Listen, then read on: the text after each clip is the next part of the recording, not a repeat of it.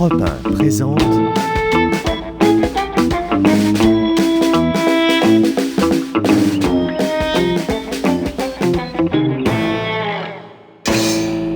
Petit stream entre amis, bonsoir. On reçoit ce soir Julien Bayou. Julien Bayou, c'est le militant Nouvelle Génération. Il a participé à la création de plusieurs collectifs, Génération Précaire pour aider les stagiaires, Sauvons les riches ou encore Jeudi Noir, un regroupement de citoyens qui s'est distingué il y a quelques jours en squattant un immeuble à 2 pas de l'Élysée. Avec Julien Bayou, on va parler de ce coût médiatique, de ce coût pour le logement, mais également de ces nouvelles formes de militantisme qui mélangent la com, Internet et puis l'action militante.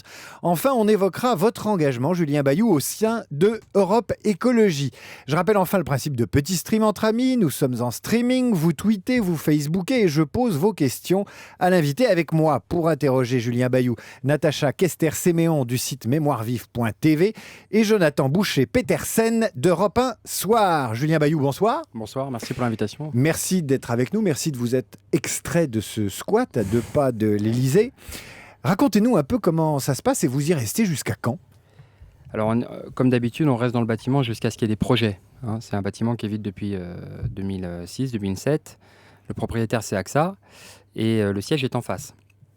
Donc, il faut imaginer un petit peu la prouesse que c'est que de prendre un bâtiment comme ça, entre guillemets, au nez à la barbe, surtout de la place Beauvau qui est à 2 pas et de l'Élysée qui est tout près. Et de l'ambassade d'Israël qui est pas très Et loin. l'ambassade d'Israël, qu'on salue. Et voilà. Pourquoi vous la saluez ? Non, parce que c'est l'occasion. Et donc une prouesse, ça c'est. Non, je veux dire une prouesse parce qu'on a pris beaucoup de bâtiments avec Jeudi Noir. L'objectif, c'est évidemment de loger, mais surtout d'interpeller l'opinion publique à travers vous. Donc c'est pour ça que c'est important que vous nous invitiez. Et de faire remarquer, faire constater la carence, la vacance des pouvoirs publics. C'est-à-dire que depuis 2007, et même malheureusement avant, il ne se passe rien sur le front du logement. On ne peut pas vraiment dire que la crise du logement s'améliore. Et la Fondation Abbé Pierre, qui devrait sortir son rapport le 1er février, va sortir des chiffres alarmants. Julien Bayou, dans quel état et à quoi servent les derniers bâtiments que vous avez occupés ? Pour les derniers, il y avait ce bâtiment Place des Vosges qui était qui était notre Everest, notre navire amiral jusqu'à celui d'avenue Matignon. C'était un bâtiment qui avait été abandonné pendant 45 ans et qui a permis pendant 1 an d'héberger donc une trentaine de jeunes précaires, de jeunes actifs. Et aussi, puisqu'on partage beaucoup, de prêter les salles à, mettons, une centaine d'organisations, des troupes de théâtre, des groupes de musique, des associations, une AMAP, des cours de poterie, de tout. Voilà, l'idée, c'est de démontrer qu'un bâtiment, quand il est vide, déjà, il s'abîme, donc il vaut mieux qu'il y ait des gens dedans. Et puis surtout, si vous retirez un bâtiment du marché, certes, c'est votre droit le plus absolu en tant que propriétaire, mais en fait, ça a un impact sur les prix alentours, à l'achat comme à la location. Et donc là, par exemple, avec le bâtiment Avenue Matignon, le fait de retirer ces 3000 mètres carrés du marché, eh bien, ça accentue encore la pénurie. Et il n'y a pas vraiment besoin d'accentuer la pénurie. Les prix, moi, depuis que je suis majeur, depuis 98, les prix, ils ont triplé à Paris. Et à peu près, c'est les mêmes prix, les mêmes tendances ailleurs. Il n'y a pas de raison à ce que les prix triplent, si ce n'est qu'on avantage en fait la rente, la spéculation. Julien Bayou, ces actions d'occupation et de squat, elles ont pour objectif de loger des gens ou de transformer ces espaces en des espèces de phalanstères, comme vous les avez décrits, c'est-à-dire troupes d'art, poterie, très concrètement, très honnêtement finalement. Ah oui, alors phalanstère, c'est un côté un peu utopiste et c'est vrai que quand on se retrouve à une trentaine à gérer collectivement un bâtiment, c'est comme une copropriété sans les charges. Vous avez c'est pas rien sans les soucis. Voilà. Non, du coup c'est vrai que c'est un côté un peu utopie concrète. Voilà. Si on veut faire venir une troupe de musique, on peut, et si elle veut y répéter tant qu'elle veut, elle peut. Et par ailleurs, il y a toujours une trentaine, une vingtaine, ça dépend de l'espace, qui trouvent un répit. Là, c'est des familles, des jeunes actifs qui vont trouver un répit cet hiver. Mais qu'on ne se trompe pas, l'idée c'est bien sûr d'interpeller l'opinion publique et les pouvoirs publics. Si vous voulez prendre un bâtiment et vous y enterrer, n'allez pas dans le 8e. C'est un mauvais choix. C'est un mauvais choix. Voilà. Il y a malheureusement plein de lieux à l'abandon où vous pourrez trouver du répit tranquillement et pas être inquiété. Là, le principe, c'est de prendre des risques. Ils sont à la merci d'indemnités ou d'expulsions très prochaines. C'est pour rappeler qu'il y a eu des promesses qui ont été faites en matière de logement et qui ne sont pas tenues.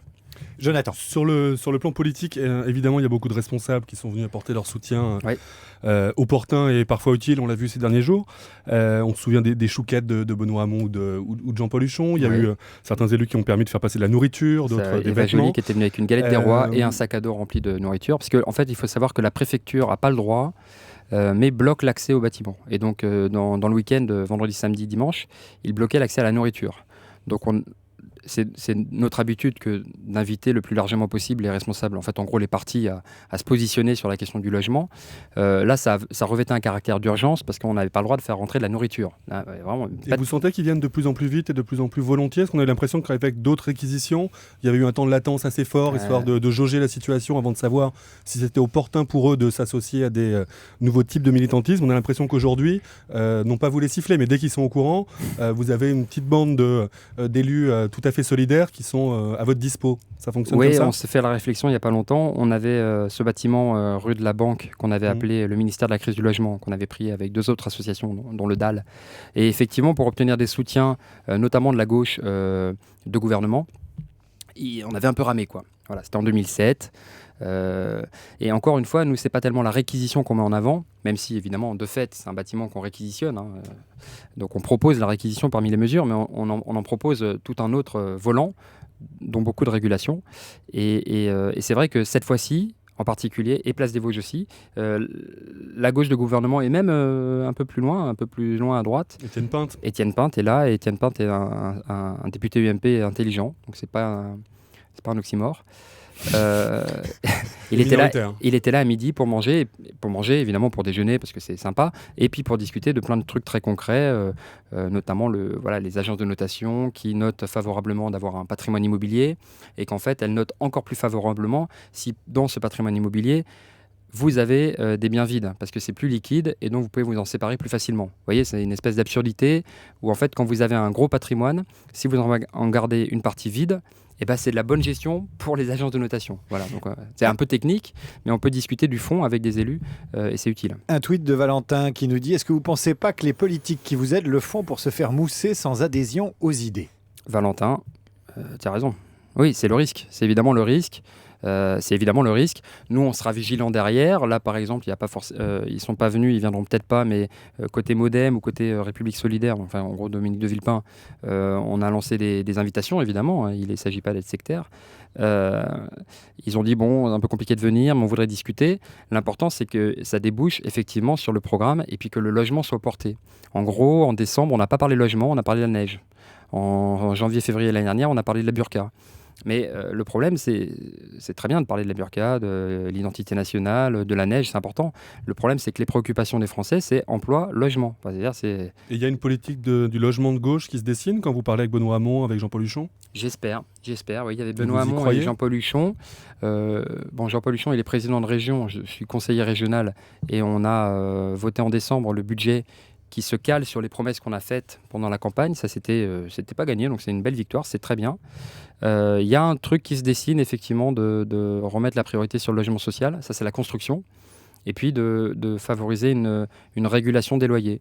C'est même quelque chose qui doit se revendiquer, en fait. Quand on parle de mérite, de travail, etc., avantager la rente que constitue le loyer, c'est pas le mérite républicain, c'est pas l'effort, quoi. Voilà. Celui qui trime aujourd'hui, il gagne moins en plaçant son argent que celui qui ne trime pas et qui a hérité, tant mieux pour lui, mais qui a hérité des bâtiments de papa. Natacha. Est-ce que vous avez des maires qui viennent vous voir?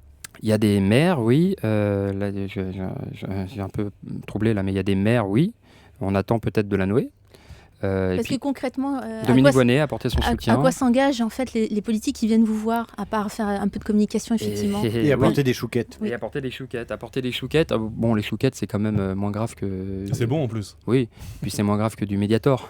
Donc, il y a des médicaments plus graves, mais pour répondre à votre question, les maires sont malheureusement pas assez décisionnaires en matière de logement.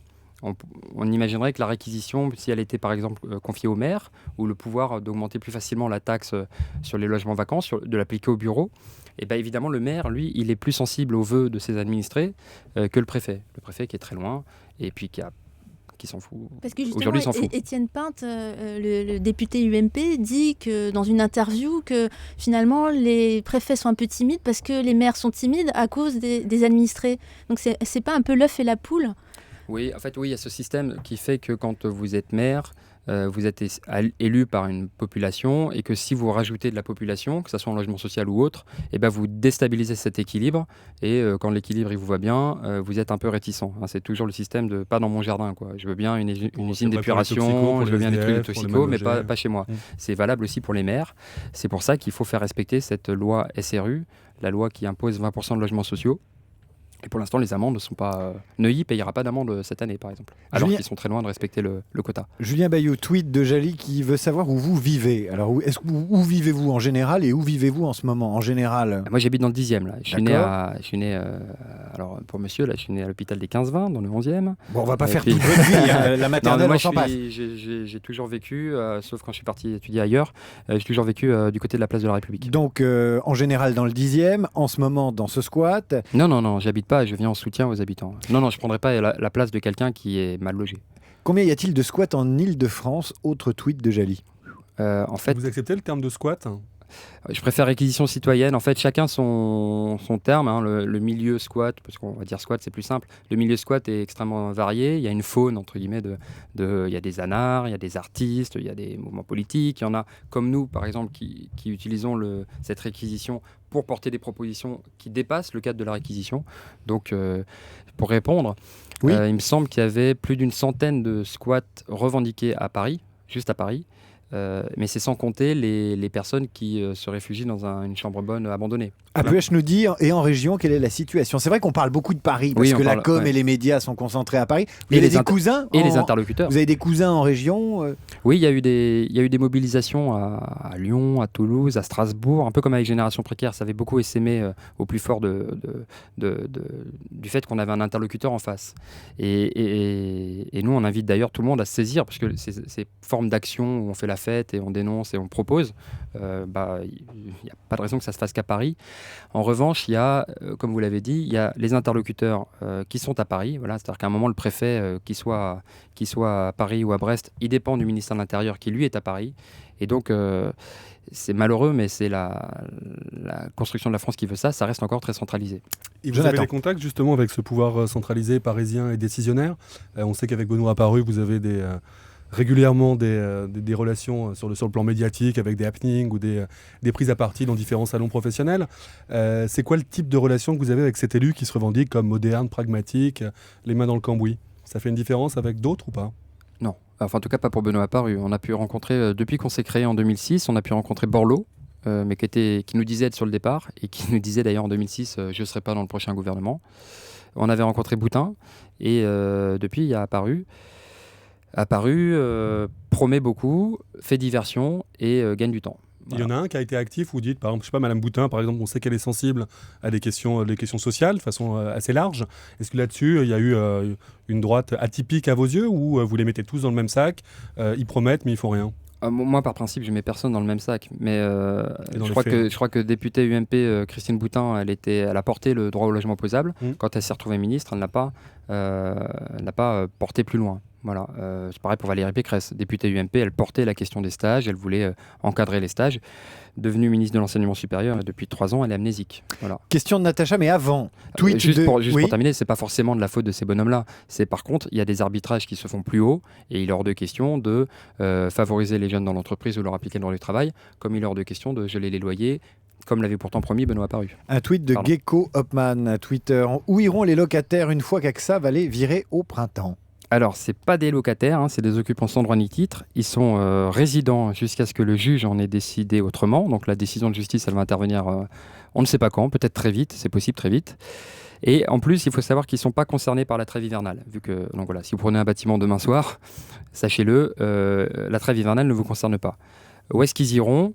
Ce sont des gens qui peuvent payer un loyer, petit, hein, évidemment, modéré, mais ce n'est pas des gens qui demandent l'aumône ou qui demandent à habiter gratuitement. S'ils voulaient le faire, ils n'iraient pas dans un bâtiment aussi sensible, un lieu sensible.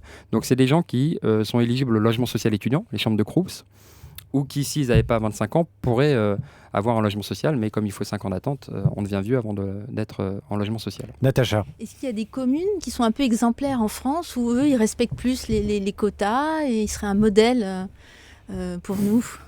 Oui, moi je m'intéresse à la politique du logement, donc au niveau national, on va dire. Je ne suis pas un expert local.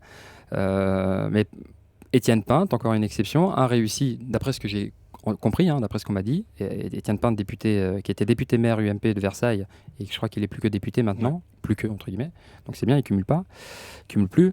Il a fait du logement social diffus, c'est-à-dire c'est pas une grande barre de logement social à côté des pavillons. Il a fait du diffus, c'est-à-dire un peu parsemé comme ça, et c'est le meilleur moyen d'assurer la mixité sociale. Et il atteint les 20% dans une commune en plus qui est pour l'essentiel patrimoine historique, donc on peut pas faire n'importe quoi. Donc c'est que c'est possible. Et il y a beaucoup de maires qui, sont timides là-dessus, oui, c'est sûr. Mais encore une fois, c'est pas les décisionnaires. Et quand l'État baisse les crédits au logement social, les aides à la pierre, et consacre l'essentiel à des cadeaux fiscaux aux ménages les plus favorisés, l'État donne le mauvais exemple. Et c'est lui qui a la puissance financière. Jonathan. Sur un plan un peu plus pratique de la sécurité dans ce bâtiment, par exemple, si demain il se passe quelque chose, qui est responsable? C'est AXA parce que propriétaire, c'est vous parce que à l'initiative d'eux, ou c'est personne? Alors ça dépend comment on appelle ça, du dégât ou je sais pas le terme comment on dit, mais ça dépend. Non, mais un accident simple, par exemple quelqu'un se pète une jambe, en termes d'assurance. Les habitants sont responsables. Après, chacun est responsable de lui-même. Si c'est un défaut de l'escalier, ça revient au propriétaire. C'est pour ça que là, non bien sûr. Voilà, ça dépend. Imagine la situation. Ça dépend du dégât ou du sinistre. Voilà, c'est ça. Ça dépend du sinistre. C'est pour ça qu'on propose à chaque fois de participer aux charges, et là notamment une convention de bail précaire. Je ne veux pas insulter l'avenir, mais c'est apparemment AXA est plutôt bien disposé. Bon, il y a une espèce de communication qui est importante là-dedans, mais AXA est plutôt bien disposé à envisager éventuellement une solution à l'amiable qui reviendrait en gros à ce qu'on reste, c'est ce que j'ai dit au début, jusqu'à ce qu'il y ait un projet, en défrayant les charges, en payant ce loyer modéré que peuvent consentir ou s'offrir les habitants, et en déchargeant surtout AXA de ses responsabilités de propriétaire. Parce que le siège est juste en face. On a parlé de ça. Je crois qu'il y a une médiation de Jean-Paul Huchon qui était assez active en direct avec AXA, ou est-ce que c'est vous qui parlez Alors pour l'instant, avec des interlocuteurs chez eux? Pour l'instant, on a activé un peu beaucoup de possibilités de médiation. Il y a Eva Joly qui s'est proposé. Tout à l'heure, c'était Étienne Pinte. Jean-Paul Huchon connaît bien aussi ce secteur et s'est proposé. Et en fait, on prend un peu tout ce qui est proposé. Là, l'idée, encore une fois, c'est d'être pragmatique. Pour l'instant, les négos se passent entre notre avocat et le directeur d'AXA, le directeur de la section immobilière d'AXA. Natacha. Oui, je disais, le siège d'AXA est en face, donc on peut imaginer que ça fasse un peu pression sur eux. Oui. Encore une fois, nous, on n'a pas choisi AXA par rapport à AXA, c'est un investisseur. Vous avez choisi l'Élysée plutôt. Oui, voilà, nous, on a choisi le secteur, etc. On a une liste de bâtiments longue comme le bras, et après, on enlève parce qu'ils sont vétustes, ou parce qu'ils sont trop bien gardiennés, ou parce qu'ils sont je sais pas quoi. Il se trouve que c'est AXA, que c'est un investisseur institutionnel, et que par ailleurs, c'est un investisseur dans le logement social. Donc, moi, je ne suis pas chez AXA, je ne suis pas client là-bas.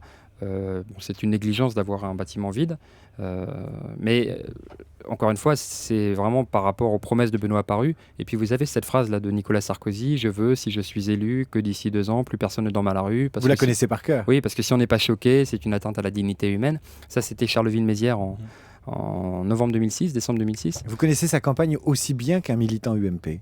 Oui, c'est quand on veut. Si on veut pouvoir critiquer, il faut connaître. Et nous, on avait monté ce petit collectif qui s'appelait La France qui se lève tôt. C'était dans l'espoir, peut-être vain, mais qui ne tente rien à rien, de démonter un petit peu, parce que Sarkozy a la capacité de promettre des promesses qui bénéficient aux plus favorisés, en le faisant passer avec un vernis social populaire. On va parler justement des collectifs que vous avez montés. Juste une question sur Twitter. Jean-Rémy, est-ce qu'il y a des bailleurs ouverts à des solutions imaginatives, genre échanger travaux contre loyer? Est-ce que vous avez rencontré des bailleurs qui sont ouverts à ça, avec un esprit social? Oui, il y a vraiment beaucoup de solutions qui s'imaginent. Il y a plein d'alternatives ou d'expérimentations en cours. Le bail à réhabilitation, c'est possible. Ce sont des associations comme Solidarité Nouvelle pour le logement qui les portent avec plein d'autres. Il y a le bail temporaire, donc là, une convention de bail précaire qui se fait par exemple Paris Habitat quand ils récupèrent un bâtiment et que l'autre, dont ils sont que copropriétaires, ils le récupèrent 3 ans plus tard, eh ben, ils peuvent faire des conventions de bail précaires. Il y a vraiment plein de choses à inventer. Ça reste une solution marginale. L'essentiel qu'il faut, c'est une autre politique du logement, ce que réclame la Fondation Abbé Pierre et puis les autres associations. On vient d'intégrer le collectif des 31, maintenant 32 associations pour une autre politique du logement. C'est ça qu'il faut. Évidemment, on peut s'amuser avec des bouts de chandelle et puis ça arrangera tel ou tel endroit et c'est tant mieux. Mais ce qu'il faut, c'est inverser les cadeaux fiscaux, les passer sur les aides à la pierre, construire du logement social, mobiliser ce qui est vacant et puis réguler les loyers. Julien Bayou, invité de Petit Stream entre amis. Maintenant, on va parler de la nouvelle Agitprop avec Internet. C'est devenu votre spécialité aussi, à part le logement. On en parle tout de suite. Europe 1 présente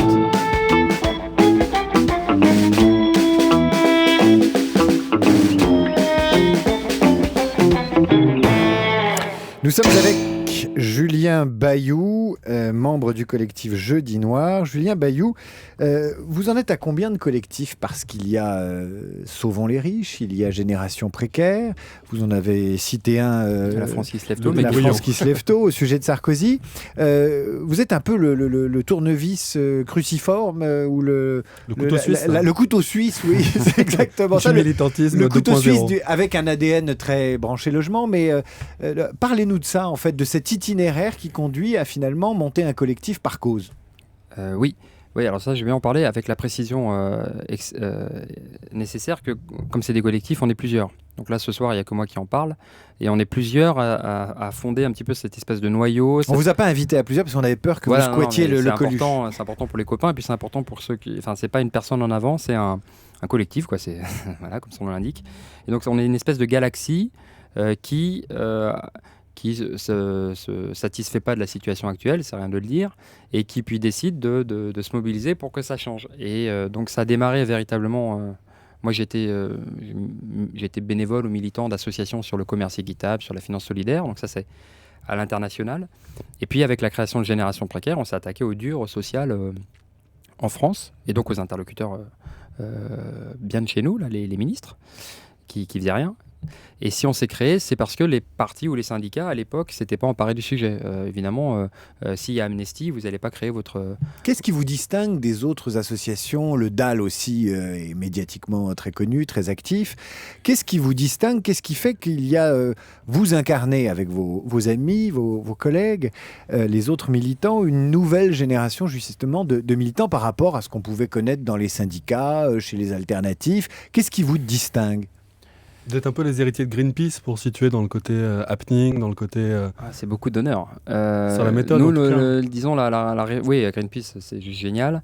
La référence reste encore le préservatif mis sur l'obélisque. Du coup, c'était les par masques mis sur les stagiaires. Voilà, oui. Donc, il y a toujours ce côté visuel. Il y a ce côté visuel, il y a ce côté mise en scène, et puis il y a ce côté prendre du plaisir. C'est-à-dire que il n'est pas question de se sacrifier au passage, de casser toute vie privée ou d'aller prendre froid en distribuant des tracts que personne ne va lire. Ah, prendre du plaisir, c'était amusant ça comme référence. Ah oui, c'est-à-dire prendre du plaisir en faisant ses actions. Ah oui. Donc ça, c'est très 68 art pour le coup.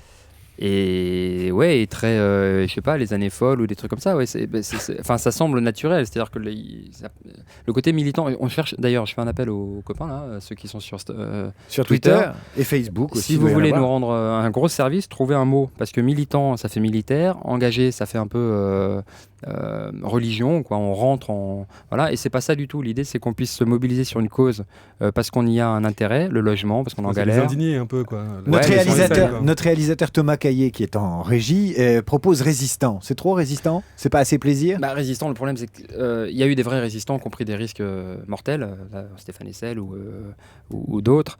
Ce serait usurper un peu le principe. Et puis, vous avez le sentiment aujourd'hui que tout le monde se pose en résistant dès qu'il est dans une lutte, il invoque un peu trop facilement la période de la guerre?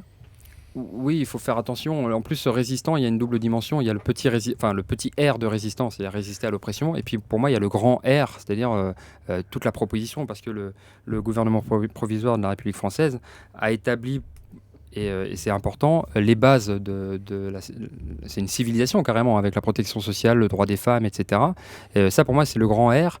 Et donc, dire on est résistant, bon, j'aime bien l'aspect on résiste, parce il y a des grosses guerre sur le logement social, il y a une attaque sans précédent sur le logement social, donc on essaye de résister, mais moi je ne vais pas invoquer la lutte contre les nazis, évidemment.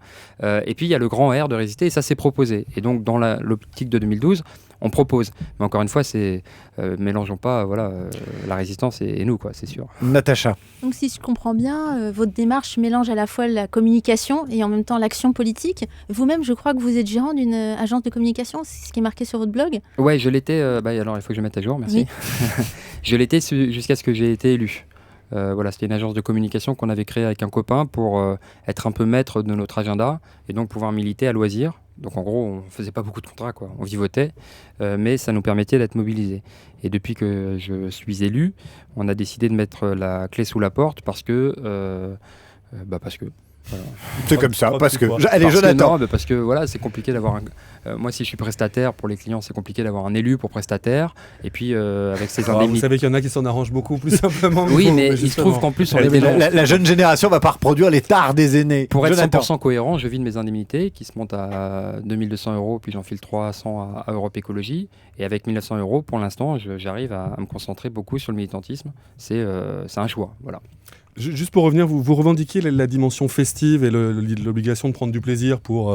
Non, pas l'obligation. Non, l'obligation, dans ce cas, l'obligation. Pour vous que c'était important et que ça faisait partie... Parce que s'il y a l'obligation de prendre du plaisir, ça devient un peu compliqué. Si c'est plus plaisir, hein, de toute façon. Non, je me demandais en fait si, dans d'autres périodes de l'histoire, dans d'autres pays, on le voit au Maghreb aujourd'hui, plus précisément en Tunisie, en Algérie, on voit que les problèmes ne sont pas les mêmes, mais dans la façon dont la jeunesse manifeste son indignation, sa colère, son ras-le-bol, on est dans une radicalité beaucoup plus forte tout de suite. Ça a été le cas en France à d'autres périodes qui n'étaient pas la dictature, qui n'étaient pas des périodes de guerre. Vous n'êtes pas dans ce credo-là, mais est-ce que vous côtoyez, est-ce que vous sentez monter quelque chose de plus dur, de plus violent, de moins contrôlable et de moins encadré chez la jeunesse ? Oui.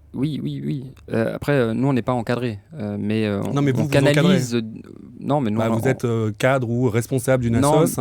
Il y a une expérience qui n'existe pas. Donc les gens font un peu ce qu'ils veulent. On décide tout au consensus. Mais effectivement, on canalise notre colère ou notre indignation dans des occupations festives, dans des samedi, on vous invite là, on sera du côté des Halles avec Génération Précaire. Je fais un peu de pub pour aller dénoncer les enseignes qui remplacent des intérimaires par des stagiaires au moment des soldes. Donc là, ça va être festif. Amis RG, vous inquiétez pas, ça va bien se passer. Donc on canalise ça avec des rassemblements festifs. Mais oui, il y a une colère qui monte, qui pour moi provient du décalage toujours plus grand entre les élus ou en tout cas les préoccupations des élus, puis les préoccupations de ceux s'ils sont déplacés pour voter, ceux qui ont voté pour eux. Vous avez des connexions avec ces mouvements de jeunes qui se sont manifestés pour des raisons différentes, mais qui incarnent un malaise en Grèce, en Tunisie. Vous suivez ça ou vous êtes quand même encore très franco-français ? Il y a des embryons de dialogue. C'est pas facile parce qu'on parle de précaires à chaque fois. Donc déjà, je sais plus, c'est Bourdieu ou quelqu'un d'autre d'intelligent qui disait une manif de chômeurs, c'est un exploit social en soi. Donc là, des galériens du logement qui se mobilisent, c'est génial. Qu'ils arrivent à se croiser entre différentes frontières, c'est plus compliqué, évidemment. Donc il y a des forums sociaux européens qui se permettent de faire des liaisons, mais ça reste embryonnaire. Par contre, moi, si j'ai bon souvenir, Martin Hirsch, il a été nommé commissaire à la jeunesse, au commissaire à la jeunesse, parce qu'il y avait eu les émeutes en Grèce. Et alors pour la Tunisie, ça serait plus compliqué, mais il y avait vraiment toutes les conditions à l'époque des émeutes en Grèce pour que ça se produise en France. Un bizutage social, inciter à faire des études sans déboucher forcément derrière, une tolérance vis-à-vis de la souffrance de la jeunesse. Tout était réuni pour que ça fasse pareil. Et vous mettez en garde les politiques sur une obligation justement de donner des réponses, non pas dans 50 ans, mais tout de suite, pour éviter ce type de switch où tout d'un coup une jeunesse n'est pas responsable comme vous, avec des propositions, avec évidemment des actions qui déplaisent à certains, mais qui ont à chaque fois volonté de porter des propositions. Quand on voit certains mouvements anards, quand on voit la CNT dans certaines manifs, on sent qu'il y a une jeunesse quand même qui est différente, qui est un peu plus nihiliste et qui a envie de castagne aussi, quoi. Ben oui, on met en garde, bien sûr. Enfin, quand on n'a pas on a les jeunes qu'on mérite en gros, quoi. C'est-à-dire que depuis Platon, depuis Adam et Ève, peut-être, on dit les jeunes, quand même, ils s'habillent mal, vous avez vu quelle musique qu'ils écoutent, c'est des sauvages. Non, c'est la jeunesse, quoi. Oui, et là, gâcher l'avenir de cette jeunesse, en France, on est à 23% de pauvreté chez les jeunes filles. ça devrait être intolérable. Dans les années 80, c'était une cause nationale parce qu'il y avait des petites retraites chez les petits vieux. C'était une cause nationale et heureusement, depuis, ça a changé. Là, on est à 21-23% de 24% de chômage chez les jeunes actifs. On est à... c'est ça, un bon million de 18-25 ans sous le seuil de la pauvreté. Et ça va, quoi, c'est pas grave. Julien Bayou, un mot sur la composition sociologique des mouvements et des collectifs où vous êtes. Il y a pas mal de gros diplômés, comme on dit. C'est révélateur d'une quête de sens, de combat, de difficultés, mais aussi de trouver dans des actions de ce type-là un débouché plus intéressant que le contrôle de gestion ou le droit. Oui, il y a plusieurs de ces éléments-là. Bon, il y a le déclassement, hein, voilà, ça, si vous voulez, c'est Camille Penny et puis Louis Morin qui en parle beaucoup. Louis Chauvel. Voilà. Et Louis Morin aussi. Et Louis Morin et Louis Chauvel. Il est Louis aussi, Morin. Il est Louis aussi, très bien. Qui discute, qui parle de ça et qui explique que voilà, le déclassement, c'est-à-dire qu'aujourd'hui, en faisant des études, on atteint un niveau social inférieur à ses parents, pourtant avec beaucoup plus d'éducation, etc. Pour la première fois. Pour la première fois, tout à fait. Mais il y a effectivement la quête de sens, en tout cas. C'est-à-dire que moi, je connais pas mal moi, j'ai pas fait d'école de commerce, mais j'ai pas mal de potes qui s'y sont orientés. Et après 5 ans, consultant, trader à Londres, les types, bon, déjà, ils ont les narines un peu abîmées. Et puis ils disent, voilà, je gagne beaucoup d'argent, mais j'ai pas le temps de le dépenser, quoi. Là, il y a 2 ans, j'ai un pote, il est revenu à Paris. Il habitait toujours chez ses parents. Donc il était trader, il gagnait 4 ou 5 fois ce que je gagnais moi à l'époque, salarié d'une petite association, mais il n'avait toujours pas eu de chez lui à 28 ans. Voilà. C'est un Tanguy. Jonathan, J'avais une dernière question sur les buzz. Je ne vais pas vous demander ce que c'est la bonne méthode pour faire un bon buzz parce que ça va être interminable. Il faut avoir du fond. Voilà, si faut avoir du fond. Ça sert à rien. Voilà. Le dernier buzz que vous aviez fait avant celui-là, il était peut-être un buzz plus perso, peut-être plus politique. C'était à l'égard de Brice Hortefeux. Vous avez porté plainte. Ouais. Vous avez expliqué que ça coûtait pas cher, que c'était accessible à tout le monde. Ouais. C'était après le commentaire pour. En fait, l'intitulé précis, c'est entrave à l'exercice de la justice suite à ces critiques évoquant une décision disproportionnée après la condamnation de 7 policiers. Menteur, il faut le préciser. Voilà, qui avait fait des faux et qui avait menacé d'envoyer un innocent à la perpète. Voilà, exactement. Ouais. La première question, c'est est-ce que c'est le militant associatif politisé qui porte plainte? Est-ce que c'est tout simplement le citoyen? Est-ce que c'est l'élu? Et où ça en est, cette histoire? Alors moi, mon histoire à moi, elle est un peu mélangée entre les trois, là. Ouais. Donc élu, citoyen et est-ce que le fait d'être entré en politique, ça vous a poussé à ce type d'acte, qui est aussi un acte politique, la prise à partie d'un ministre? Ça, j'aurais pu le faire sans être élu. Ouais. Vous l'auriez c'est fait, sûr. Là, moi, en fait, c'est parce que j'ai repris mes études de droit par correspondance. Donc voilà, voilà, c'est pour ça. Et où en est cette action alors? Moi, j'ai redoublé, donc je repasse 3 matières. Non, mais Hortefeux, c'est entre les mains du procureur de la République de Paris. J'ai aucun sens de l'humour, moi, je suis pas très je vois ça, degré. Très premier degré, quoi. C'est entre les mains du procureur de la République de Paris. Et ce qui est intéressant, c'est qu'en tant qu'individu, citoyen, j'ai pas forcément, ou a priori pas d'intérêt à agir, mais que en fait, c'est possible que si.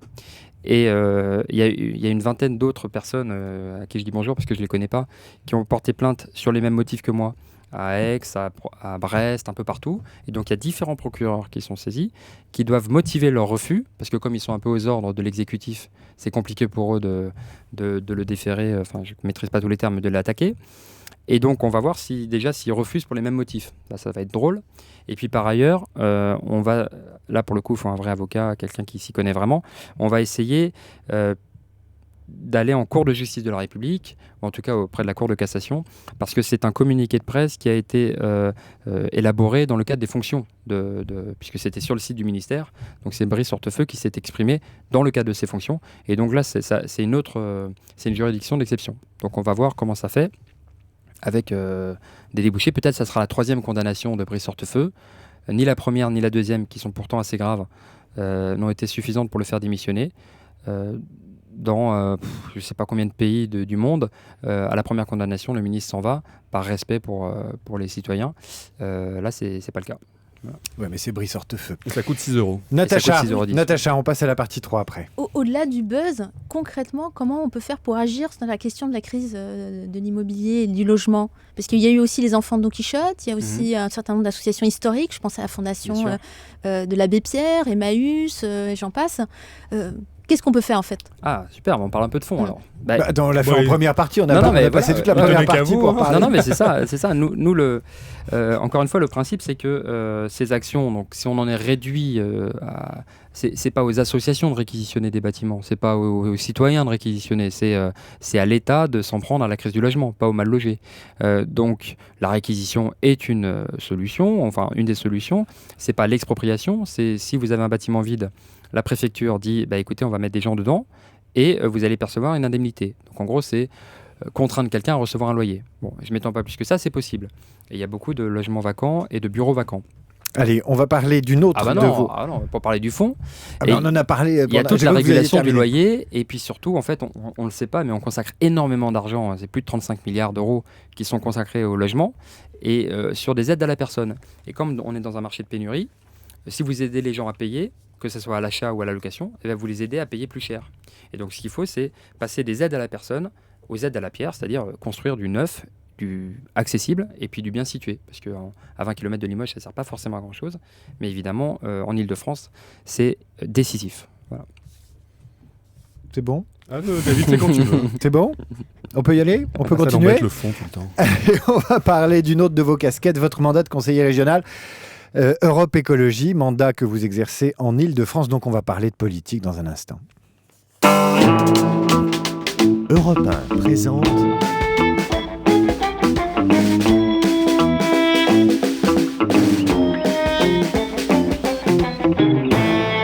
Allez, on est avec Julien Bayou, membre de Jeudi Noir, de Sauvons les riches, de Génération Précaire et aussi de Europe Écologie, les conseillers régionaux. Finalement, c'est un débouché naturel, la politique, après les collectifs ou pendant les collectifs. Il y a des précédents, c'est-à-dire qu'on voit de jeunes leaders, souvent étudiants, s'investir, SOS Racisme, dans d'autres types d'associations. Et puis, au bout d'un moment, ploup, ils sont absorbés, souvent par des partis de gauche.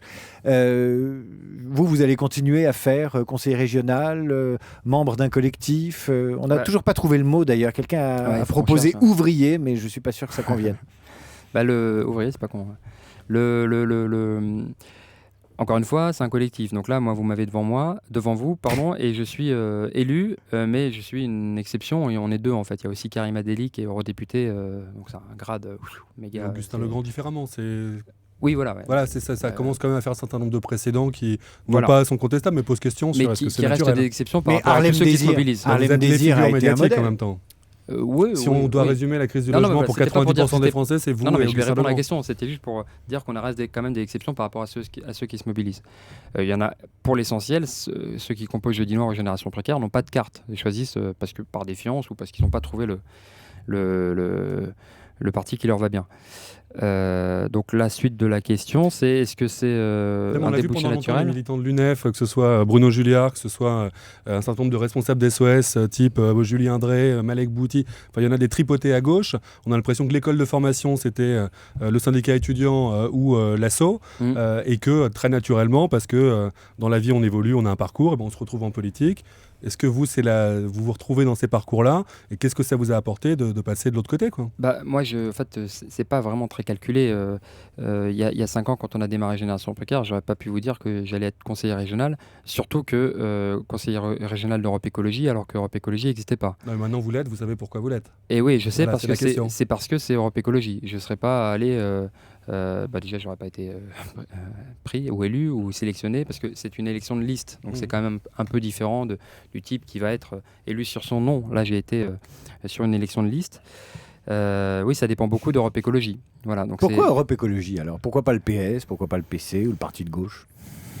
Vous êtes écolo, tout simplement, ou vous êtes dans quoi vous êtes reconnu dans ce que pouvait porter ce j'ai fini par comprendre, c'est grâce à des copains qui m'ont beaucoup expliqué, parce que je comprends vite, mais il faut m'expliquer longtemps. Voilà, que écologie, c'était pas uniquement environnemental, que c'est la prise en compte dimension environnementale, la justice sociale et puis une certaine éthique ou en tout cas une manière de faire de la politique. Et du coup, une fois que j'ai compris ça, notamment pendant les européennes, on avait créé Sauvons les riches dans le cadre d'Europe Écologie. Et là, on avait pu tester grandeur nature qu'on faisait ce qu'on voulait. C'est-à-dire qu'on a demandé à personne l'autorisation d'aller remettre un diplôme de fils à papa à Jean Sarkozy, d'aller offrir une montre Casio à 9 € à Séguéla, d'aller, je sais pas quoi, faire la fête des voisins à côté de chez Bolloré, tout ça. Donc on a pu vérifier que effectivement c'était, j'espère et je souhaite que ça continue, un parti ou un parti réseau ou une organisation dans lequel il y a une appétence et puis il y a une possibilité de faire de la politique avec plaisir et du fond. Voilà. Donc c'est plutôt une action politique, une action associative que vous défendez à travers votre discours, parce que vous parlez un peu comme un élu à certains moments. Je ne sais pas si c'est un compliment, mais il se trouve que je suis élu depuis 6-7 mois et il va falloir que je m'y fasse. Hein. Oui, peut-être que je parle comme un élu, vous me direz. C'est pas forcément grave. Hein. Mais pour moi, c'est non, pas du tout. Élu militant, c'est juste un pléonasme, quoi. S'il y a un mec qui est élu et qui sert à rien, il faut qu'il se casse, quoi. Pour avoir un peu plus d'adhésion des Français, ne faut-il pas avoir aussi des causes qui soient défendues de façon un peu apolitique, c'est-à-dire qu'on puisse s'y reconnaître, le problème du logement, quelles que soient ses opinions. Oui. Parce que là, systématiquement, vous avez une critique pas politique, mais transpartisan. Qui vise en particulier le gouvernement et des élus de la majorité. Mais on pourrait faire autour des critiques depuis fort longtemps, puisqu'il y a 30 ans qu'il y a ce problème de logement. Oui, tout à fait. Et il faut le faire, il faut critiquer, effectivement. Ça fait 30 ans que la France sous-investit en matière de logement, comme en Ile-de-France, ça fait 30 ans que l'État est sous-investi en matière de transport, etc. Donc il faut évidemment pas être le nez dans le guidon. Mais il se trouve qu'aujourd'hui, j'y peux rien. Moi, c'est un gouvernement de droite qui est au pouvoir et que depuis Chirac, parce que ça fait quelques années. Voilà, et que ça fait quand même quelques années que pour moi, il y a quand même des politiques qui sont menées à l'encontre de l'intérêt général. On n'y peut rien. Voilà, c'est tout. Les chèques du bouclier fiscal qui sont remis à des personnes qui ont des revenus artificiellement baissés. Ça me gêne, quoi. Et c'est pas une question de droite ou gauche. Je pense pas, vraiment. Je pense que consentir à l'impôt, c'est important, mais que c'est dénaturé quand vous voyez qu'il y a des gens qui récupèrent, je crois que c'était 330 000 € pour les 1100 contribuables qui ont le plus récupéré et qui avaient artificiellement baissé, comme Liliane Bettencourt, leur revenu. Liliane Bettencourt, elle a eu un chèque de 34 millions d'euros. Mais au titre du bouclier fiscal. Au titre du bouclier fiscal. Encore une fois, 50%, voilà, bon, tout ça, le bouclier fiscal, on peut dire qu'on est pour, on peut dire qu'on est contre, mais elle a baissé artificiellement ses revenus. C'est vraiment ça l'essentiel. Voilà. Julien Bayou, quel regard vous portez sur les récentes tractations, négociations qui ont réuni, opposé vos aînés à Europe Écologie, à savoir Daniel Cohn-Bendit, Madame Duflot, et puis Eva Joly, cette espèce de trio qui est parfois dans la polyphonie. Les tractations, en gros, c'est savoir quand est-ce qu'a lieu le congrès et savoir si les primaires qui devraient désigner le candidat Europe Écologie auront lieu avant ou après, et quand. Ce qui est drôle, c'est que moi je suis à l'intérieur, alors ça va paraître très langue de bois ce que je vais vous dire, mais moi je suis à l'intérieur, donc évidemment ils s'engueulent, ils se le disent, c'est ouvert. J'ai autant d'infos en étant à l'extérieur qu'en étant à l'intérieur, ce qui n'est pas le cas dans d'autres partis.